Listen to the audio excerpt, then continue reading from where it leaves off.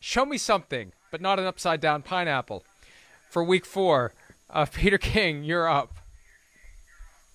Show me something, Jameis Winston. This isn't Florida State. This isn't the early years with the Bucs. You are no longer on scholarship. You have this week, 9:30 a.m. Eastern Time at Tottenham Stadium in London. You have this week to straighten yourself out. 5 interceptions the last 2 games. The old Jameis has surfaced. I know your back hurts. I really do. And it must be borderline excruciating.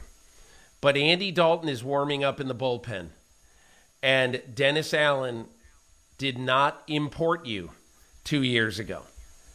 Dennis Allen is going to do what is best for this team. And if your team falls to 1-3 on Sunday in London, you are not safe anymore. And Andy Dalton, as I say, is warming up. And maybe he doesn't have the greatest fastball in the National Football League. But he's not going to turn it over 5 times in 2 games. Show me something, and I rarely do this, but I'm going to fast forward to Monday night. Show me something, Jimmy Garoppolo. And he did show us all something. There was a controversy this week about what he may or may not have said after the interception late in the game. Lip readers have come to the consensus that he was saying to Kyle Shanahan, the coach of the 49ers, all your plays suck, man.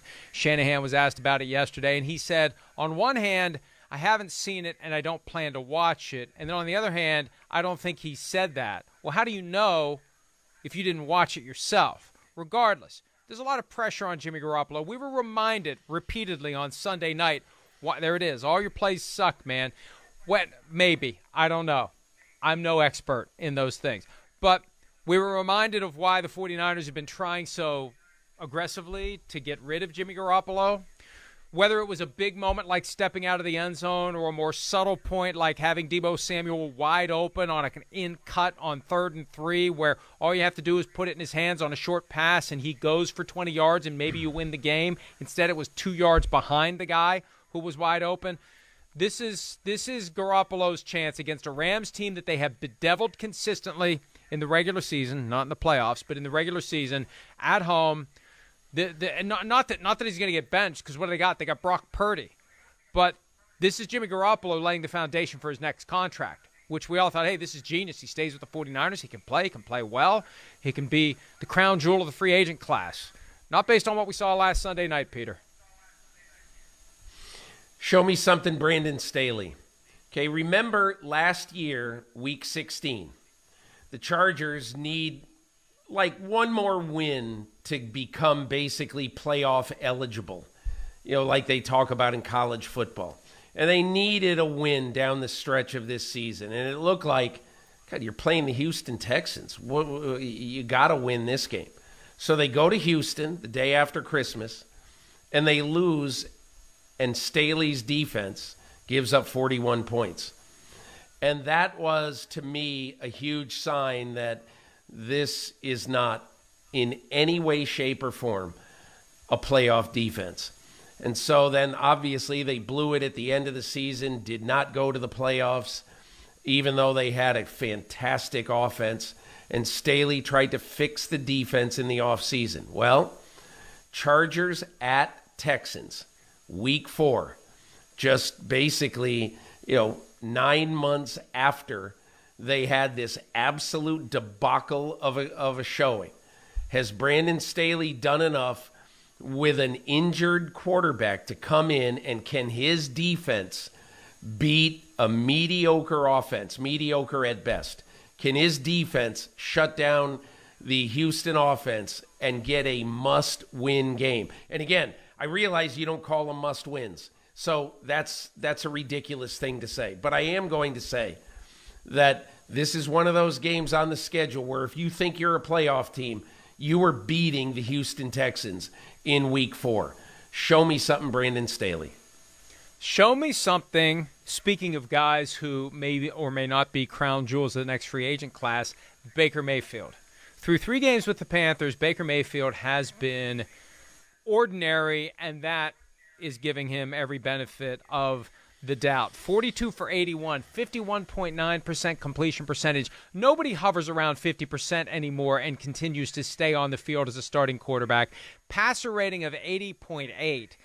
There was once a time where 80.8 was kind of like, that's not bad. Now it's bad. Anything under 90 now is bad in the NFL.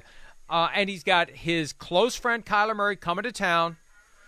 Last year they played in Cleveland when Mayfield was with the Browns, and Kyler brought Arizona in there, and they easily beat the Browns, and that was when Mayfield really messed up his shoulder for the second time. Now it's Murray again going to Charlotte, and somehow the Panthers beat the Saints last week. I still don't know how they pulled that off because it wasn't because of anything Baker Mayfield did. If Mayfield wants to reestablish himself as a starting quarterback in this league and get a franchise quarterback contract or something close to it, this is the time to begin that process because it's not working for him so far in Carolina. Let's take a break. We'll do round 3 of the Show Me Something draft when PFT Live, presented by Google Pixel, continues right after this. Show me something. That's what we have so far. Round 3 is upon us. Peter King, you are away. Show me something, Daniel Jones. No, don't. Really? Okay. I'm just kidding. I cannot get fired up about Bears-Giants. However, I do want another quarterback in a very big game on Sunday to show me something. Show me something, Derek Carr. You started 3-0 last year.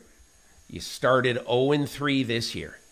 You're playing a team that is eminently flawed at home, the Denver Broncos. And even though the Broncos have played very well defensively going into this game on Sunday, this is the time to put the alarm clock on Saturday night and to wake up Sunday morning and be the quarterback you were paid to be in the offseason and be the quarterback that everyone knew you would be with Davante Adams. Show me something, Derek Carr. Even though you've already picked a player from the early game on Sunday, I'm going to finish up with Kirk Cousins because this is a rare opportunity for him to get some separation above 500. They're 2-1. The idea of being 2 games above 500 for Kirk Cousins, who is right at that 500 line for his entire career, that's a big deal. And it's going to feel like a big game. It's not going to be played at night, which is good for him. But it's a big deal in London. It's a big moment for him and for the Vikings, and we'll see if they can beat the Saints. We'll see you Monday morning. Thanks for some of your time. Have a great weekend. Enjoy the games. Hi, it's Mike Florio. Thanks for watching PFT on YouTube. Hit subscribe for the latest news and analysis from Pro Football Talk.